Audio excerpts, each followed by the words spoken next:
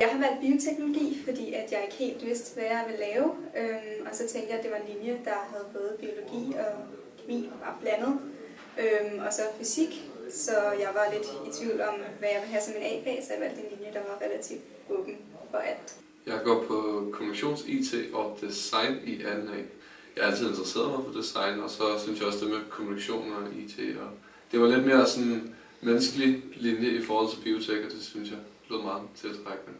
Jeg har studieretningen bioteknologi, matematik og samfundsfag, og jeg har valgt den, fordi at den både ligesom har det meget bioteknologiske og også ligesom et mere matematisk forståelse, så det ikke bliver for meget biologisk, og så også en samfundsfaglig vinkel på det hele. Jeg har valgt HTX, fordi at jeg altid har været den tekniske fyr, hvad der indgår fag. Så derfor vælger jeg det her, fordi der er det meget tekniske fag, det fokuserer på den her skole, og det falder meget tiltrækkende. Og så har vi heller ikke tysk og fransk. Men man kan vælge det, men det er ikke et fast fag her, så det synes jeg også var meget rart.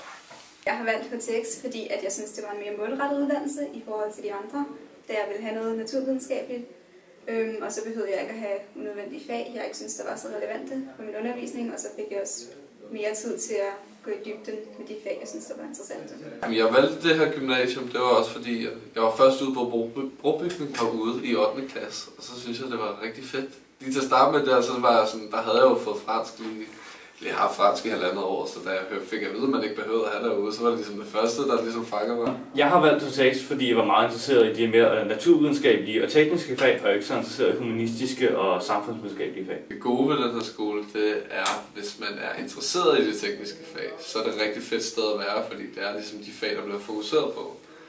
Og rigtig mange af mine lærere i hvert fald, de er rigtig gode til at forklare tingene meget sådan forståeligt for folk, der måske... Altså, du behøver ikke at være et geni til matematik for at starte, der er mange, der tænker, at du skal være skidegod til matematik og alle de her meget tekniske fag, men jeg var ikke selv den bedste til matematik, men når jeg startede her, så på grund af at lærerne er meget dygtige til at forklare de svære ting meget basisk til os, så er det meget lettere og man bliver meget hurtigt klogere, synes jeg. Det synes jeg i hvert fald selv, jeg er blevet. Jeg synes, det er rigtig godt at gå på skolen, fordi der er utrolig meget gruppearbejde og ligesom sammenhæng i klassen med, hvordan man arbejder sammen.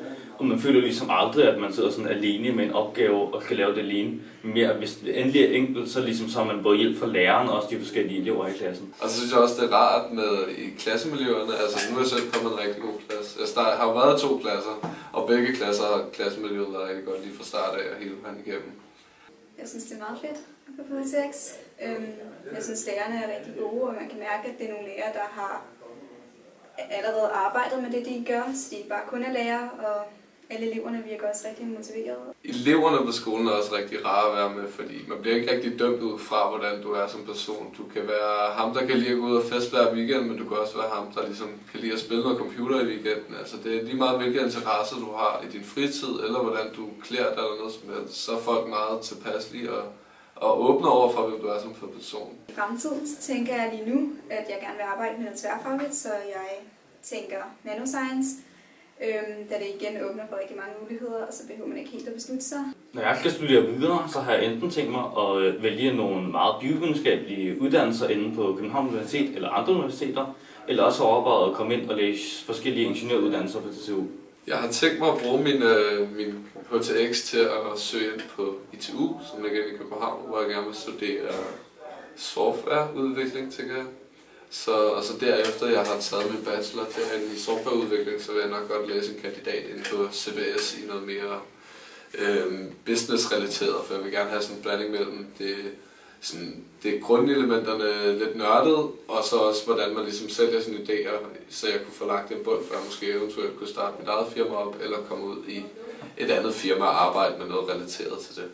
Når jeg kommer sådan ud i erhvervslivet, så vil det være rart at have et job, hvor man ligesom udnytter nogle sådan tekniske eller naturvidenskabelige metoder til at ændre samfundet på en eller anden måde.